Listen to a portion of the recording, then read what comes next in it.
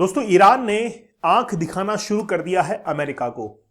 Recently क्या हुआ है, अमेरिका ने कहा कि न्यूक्लियर एनरिचमेंट करना बंद कर दीजिए और अपने जितने भी न्यूक्लियर साइट्स हैं उनको आप क्लोज डाउन कर दीजिए।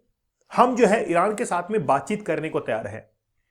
ईरान ने कहा हम कोई भी समझौता करने को तैयार नहीं है, हमको कोई भी डायरेक्शन देने की आवश्यकता नहीं है, ऐसा ईरान ने यूएसए को साफ तौर पर कह दिया। जो ईरान के विदेश मंत्री हैं, फॉरेन मिनिस्टर हैं, अगाची जिनका नाम है, उन्होंने कहा कि मुझे अब कोई बातचीत नहीं करनी है। ईरान जवाब देने को तैयार है, ईरान जवाब दे सकता है अमेरिका को, और चाहे इजराइल का साथ लेकर ही क्यों ना आ जाए, हम जो है यूएसए को जवाब देंगे। तो ईरान ने रिसेंटली रिफ्यूज कर दिया है to give up on uranium enrichment. तो वो यूरेनियम एनरिचमेंट करेगा और no one has right to dictate. बात यह है कि कोई भी हमको क्या नहीं कर सकता है, डायरेक्शन नहीं दे सकता है। तो अगाची जो है, इन्होंने हाल ही में एक क्लियर मैसेज दे दिया है। देखिए, एक मैं आपको इसके पीछे की कहानी बताता हूं। 2023 में एक महिला है जिसका आगे मैं जिक्र करने वाला हूं, उनको नोबेल पीस प्राइज दिया गया था। दिया क्यों गया था? क्योंकि वो लेडी जो थी, ईरान के अंदर महिलाओं के ऊपर जो अत्याचार हो रहे हैं उसको वो हाईलाइट करती थी, उनके खिलाफ लड़ती थी। इसीलिए, लेकिन महिलाओं के खिलाफ अत्याचार हो रहे हैं, इसको दूसरा देश किस नजरिए से देखता है? भाई, हो सकता है उस देश के अंदर जो चल रहा है उस देश के हिसाब से ठीक है, उसकी डेमोक्रेसी के हिसाब से ठीक है, लेकिन कोई दूसरा देश इस बात को लेकर नोबेल प्राइज दे दे कि तुमने अपने देश के अंदर विद्रोह किया। तो सोचकर देखिए कि वही नोबेल प्राइज विनर जो है आज इस स्पार्क का कारण बन चुकी है। कैसे, वो मैं आपको लास्ट में बताऊंगा। पूरा वो कहानी सिनेरियो मैं आपको बताऊंगा। देखिए, हिंदी न्यूज़पेपर किस तरीके से लिखते हैं आपको पता है। हिंदी न्यूज़पेपर तो बड़ा सटीक लिखता है, तू तेरे और मैं मेरे, ऐसे इस तरीके से लिखता है। मतलब कोई इसको ये मतलब देखिए, एयरक्राफ्ट कैरियर से धमका रहा था अमेरिका, ईरान ने आंखों में आंखें डालकर कहा हम नहीं डरेंगे। बिल्कुल सही बात है। अब्बास अरागची जो है वो बेसिकली इन्होंने साफ कर दिया कि ओमान के अंदर अभी जो मीटिंग हुई थी उसके बाद में भी तनाव बना हुआ है। चलो बड़ा विस्तार से बात करेंगे। देखिए, एक्चुअली में क्या है, ईरान ने हाल ही में रिजेक्ट कर दिया है प्रेशर फ्रॉम यूएसए और यह कहा है कि हम लोग कोई भी मिलिट्री एक्शन के लिए तैयार हैं। अगर हमको जवाबी कार्रवाई करने को मिले तो हम लोग जवाबी कार्रवाई करेंगे और अमेरिका हमको डिटेक्ट नहीं कर सकता है, हमको डायरेक्शन नहीं दे सकता है। और ईरान इस बात के लिए तैयार है कि वो face of military threats and fresh sanctions. अगर कोई नए हमारे ऊपर सैंक्शंस लगाए जाएंगे एक्सपोर्ट को लेकर, इंपोर्ट को लेकर, हम लोग उसके लिए भी तैयार हैं। इतने लंबे समय से 2016 से हमारे ऊपर जो सैंक्शंस लगे हुए थे उससे हम लोग पक्के हो चुके हैं। अब हम जो है वो डरने वाले नहीं हैं। और इन्होंने कहा कि वुड नॉट बी, हम जो है वो चेंज नहीं करेंगे हमारी न्यूक्लियर पॉलिसी। किसी भी कंडीशन में हम हमारी न्यूक्लियर पॉलिसी को चेंज नहीं करेंगे, न्यूक्लियर एनरिचमेंट हम लोग करके रहेंगे। जिस समय अमेरिका ने B-2 बॉम्बर से अटैक किया, यह बताया गया कि ईरान ने ऑलरेडी वहां से अपने न्यूक्लियर जितने भी रिएक्टर्स थे उनको वहां से हटा लिया था और अमेरिका ने खाली जमीन के ऊपर अटैक किया था। B-2 बॉम्बर जो आया था उसने अटैक किया था, आपको पता है। और एक कहानी बहुत लंबे समय से चल रही है। ईरान ने कहा कि हम जो है, अब ईरान और यूएस के बीच में फ्राइडे को मीटिंग होती है, 2 डे मीटिंग होती है, लेकिन उसका कोई रिजल्ट नहीं निकल के आता है। ओमान के अंदर इस मीटिंग को कंडक्ट करवाया जाता है और फिर जैसे ही ईरानियन जो फॉरेन मिनिस्टर हैं वो अपने देश में लौटते हैं तो एक प्रेस कॉन्फ्रेंस करते हैं और ये कहते हैं कि हम यूएस की धमकियों से डरने वाले नहीं हैं। अभी तो मैं आपको आगे ये बताऊंगा कि आखिरकार यूएसए ऐसा करना क्यों चाह रहा है। देखिए, कल मैंने एक लेक्चर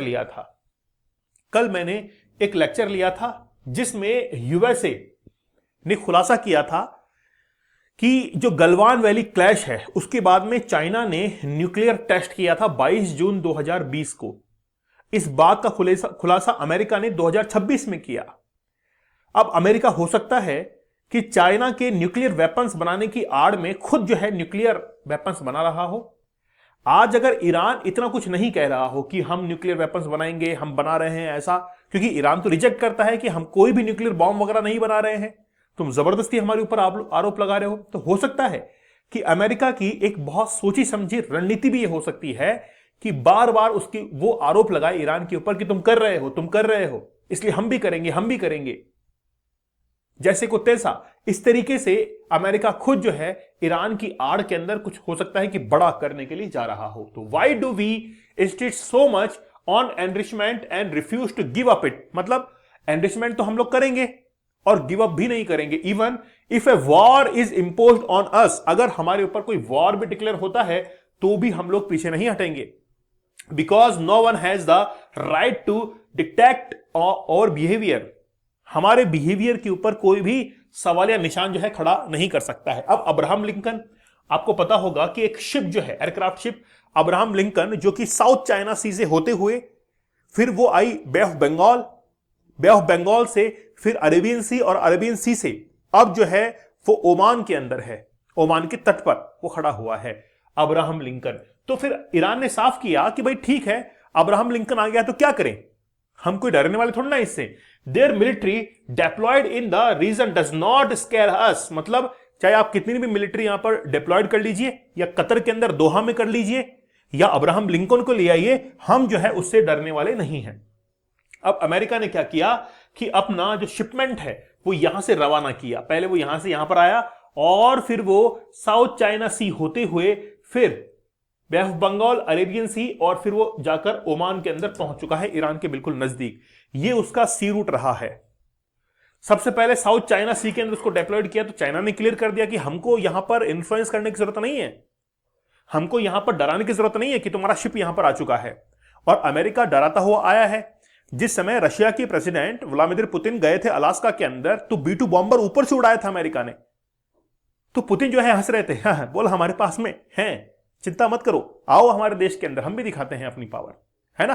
तो उस समय वो पुतिन हंस गए थे, शायद आप लोगों को पता भी होगा। अब बात यह है कि ईरान के अंदर प्रोटेस्ट चल रहे हैं, बहुत लंबे समय से चल रहे हैं ईरान के अंदर। ईरान के अनुसार लगभग 3,500 या 3,117 लोग जो है वो मारे गए हैं, जबकि अमेरिका ये कहता है, ह्यूमन राइट एक्टिविस्ट जो है वो कहते हैं कि लगभग 7,000 की तो डेथ हुई है और लगभग 51,000 लोग जो है उनको अरेस्ट किया गया है। प्रोटेस्ट क्यों हो रहे थे? अनएम्प्लॉयमेंट को लेकर प्रोटेस्ट हो रहे थे, इकोनॉमिक जो महंगाई, इन्फ्लेशन वहां पर बढ़ रही थी, उसको लेकर। अब मैंने स्टार्टिंग में जो आपको नोबेल जो पीस प्राइज विनर है उसके बारे में बताया था, और ये बात देखिए कि ये जो लेडी है इसने क्या उजागर किया था कि ईरान के अंदर जो महिलाओं के ऊपर अत्याचार होते हैं और वहां पर जो भी सैंक्शंस लगाए जाते हैं महिलाओं के ऊपर, जो रुकावटें होती है, रेस्ट्रिक्शंस लगाए जाते हैं, उसको लेकर इन्होंने लिखा और बोलना शुरू किया। तो ईरान में नोबेल जो विजेता है नरगिस मोहम्मदी को 7 साल की जेल और देश के खिलाफ प्रोपेगेंडा फैलाने का आरोप जो है लगा है। अब यूएसए प्राइज देखिए, नोबेल प्राइज हो सकता है कि वो कमेटी वगैरह देती हो, लेकिन कहीं ना कहीं यूएसए के इन्फ्लुएंस में ही दिया जाता है। अभी वेनेजुएला की अपोजिशन की जो लीडर है उसको दिया गया था, और अब ईरान के अंदर दिया जा रहा है, तो साफ तौर पर जाहिर है कि कहीं ना कहीं यूएसए इन्फ्लुएंस है। अब इनको नोबेल प्राइज मिला, क्यों मिला? क्योंकि आप लोगों को पता होगा कि महसा अमीनी 2022 के अंदर इनकी डेथ हुई थी पुलिस स्टेशन के अंदर, और उसको लेकर लाखों लोग जो है सड़कों पर थे। अब इस महिला को, महसा अमीनी को जस्टिस दिलाने के लिए 2024 के अंदर, फरवरी से 2024 में या 2023 से फरवरी के महीने से लेकर अब तक जो है नोबेल पीस प्राइज विनर भूख हड़ताल पर थी, हंगर स्ट्राइक पे थी। अब ये जो महिला है इसको 2013 के अंदर भी जेल हुई थी, 2017 के अंदर भी जेल हुई, और 2020 में छोड़ा गया था, कुछ समय के लिए छोड़ा गया था। वापस जो है 7 साल की कैद जो है सुनाई गई है, क्योंकि महिलाओं के खिलाफ जो अत्याचार हो रहे हैं। अब इन्होंने एक बुक लिखी, किताब लिखी है, और किताब का नाम है व्हाइट टॉर्चर, मतलब जो व्हाइट लोग हैं उनका torture, interviews with the Iranian women prisoners. जो ईरान की महिला जो कि कैद के अंदर है उनका इंटरव्यू लिया और उनको एक किताब के अंदर लिखा जिसका नाम है व्हाइट टॉर्चर, और ये किताब काफी फेमस हुई, और इसी किताब के कारण इनको नोबेल प्राइज जो है वो भी मिला।